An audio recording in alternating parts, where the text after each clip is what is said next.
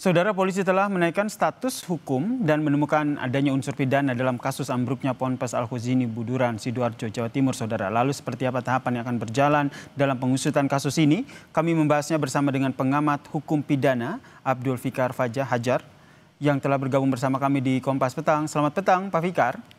Selamat petang, Pak Yasir. Pak Fikar, Anda melihatnya seperti apa nih makna dari polisi akhirnya menaikkan kasus ini ke status penyidikan? Iya.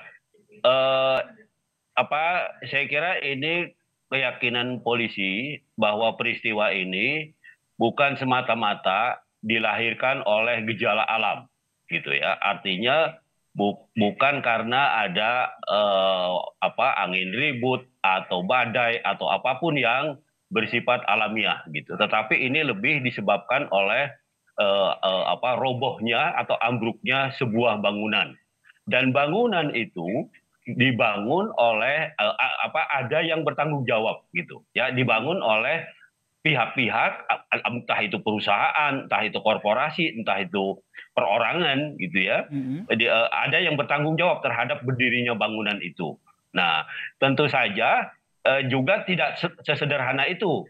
Maksud saya, sebelum mendirikan bangunan itu juga ada proses administratifnya, ada perizinan bangunannya lah, untuk bisa sampai kemudian bangunan itu berdiri sebagai satu bangunan. Baik. Dan fungsi dari pemberian izin itu di situ juga sebenarnya melekat pengawasan, gitu ya. Baik. Pengawasan dari pelaksanaan perizinan, begitu. Baik, berarti memang polisi sudah menemukan ada peristiwa hukum di sini termasuk adanya dugaan kelalaian. Jikalau demikian, menurut Anda siapa saja yang berpotensi nantinya akan diperiksa oleh polisi untuk mengungkap kasus ini? Iya, saya kira yang pertama pasti pemilik bangunannya, gitu ya. Pemilik bangunannya, polisi mengejar atau mencari informasi sampai siapa sebenarnya yang bertanggung jawab terhadap pembangunan gedung itu, gitu ya. Kalau si penerima, ya karena dia bukan ahli bangunan, mungkin ketika menerima ada surat serah terima, dia tanda tangan saja, gitu ya. Cuma pengecekannya, pengawasan segala macam, nah dia kan tidak menguasai area itu, gitu. Dia umpamanya pengalihan, ya dia tanda tangan. Nah, tetapi ada pihak, ya terutama itu tadi yang menyerahkan, kemudian pihak pengawas juga. Artinya mestinya kalau menurut saya ada negara juga, pemerintah juga, ya, atau pemerintah daerah umpamanya yang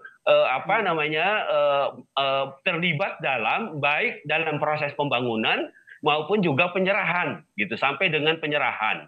Karena bangunan itu berdiri tidak semata-mata main bangun aja, tapi ada izin, ada perizinannya, gitu. Ya, walaupun pada prakteknya umpamanya lebih dulu bangunan jauh berdiri baru izinnya keluar, gitu ya. Berarti menurut Anda,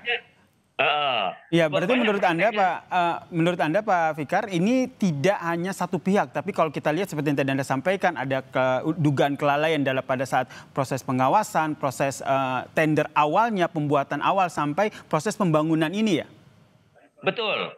Jadi mungkin kalau proses tender mungkin tidak bisa ditarik, ya. Tetapi ketika sudah terjadi siapa yang bertanggung jawab dalam pembangunan ini, ya, tendernya sudah selesai dan siapa yang bertanggung jawab, nah mulai dari situ, ya. Artinya pihak atau korporasi yang melakukan pekerjaan itu, pengawasnya juga, dan menurut saya bagian dari pemerintah juga, pemerintah daerah juga yang punya kewajiban juga mengawasi. Nah, itu pihak-pihak yang bertanggung jawab. Berarti pemeriksaan yang dilakukan polisi tidak hanya pihak pondok pesantren, kemudian mereka yang membangun, tapi yang bertugas sebagai mengawasi, pemerintah juga harus diikut bertanggung jawab, termasuk diperiksa oleh polisi, ya, Pak Fikar? Betul, karena di setiap kota itu ada dinas namanya P2K, Dinas Pengawasan Pembangunan Kota. Nah, dia yang mengawasi pembangunan di setiap kota, gitu. Nah, ini yang menurut saya juga harus bertanggung jawab, begitu. Kemudian dalam proses penyidikannya ini, pembuktian seperti apa yang nantinya akan dilakukan oleh polisi? Bahwa peristiwa pidananya sudah terjadi, ada orang meninggal, ya, ada orang mati tertimpa gedung, ya, yang seharusnya gedung itu tidak ambruk gitu ya, tetapi karena kelalaian atau apapun namanya ya, dia ambruk sebelum waktunya. Kalau kalau usia bangunannya sudah 200 tahun mungkin masuk akal kan begitu ya. Ya, tapi ini kan mungkin juga belum sampai puluh tahun gitu ya itu bangunan. Nah, karena itu kemudian harus yang ikut bertanggung jawab adalah pasti itu pembangun gedungnya. Ya, pembangun gedungnya sekali juga pihak pengawasnya gitu. Dalam hal ini adalah pemerintah daerah gitu.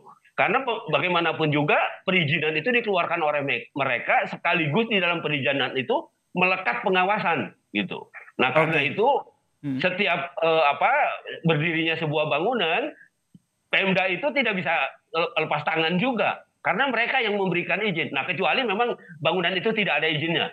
Ya, artinya itu di luar tanggung jawab Pemda. Begitu. Oke, sehingga Anda juga mendorong agar pihak tersebut juga harus diperiksa oleh polisi begitu. Ini peristiwa atensinya sangat besar begitu. Menurut Anda dari sisi hukum sendiri dampaknya terhadap pengusutan kasus ini bagaimana? Saya kira ini pelajaran yang bagus ya bagi Pemda, bagi kelompok-kelompok masyarakat yang bergerak di bidang pendidikan yang membutuhkan bangunan ya.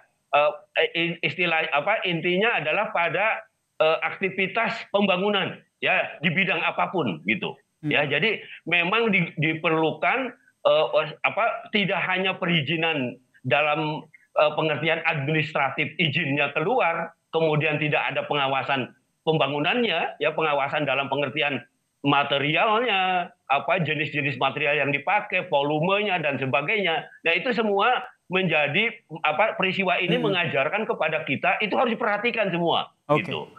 Karena ternyata kan tidak ada sebab yang lain di luar gedung kan, tidak ada angin ribut, tidak ada bencana alam dan tidak ada apa-apa kan, tiba-tiba dia rubuh kan gitu. Nah, artinya sepenuhnya itu pada kekuatan bangunan, begitu. Baik, sehingga polisi menemukan unsur pidana ya dalam kasus ambruknya Ponpes ini. Terima kasih pengamat hukum pidana dari Universitas Trisakti Abdul Fikar Hajar telah bergabung bersama kami di Kompas Petang. Salam sehat.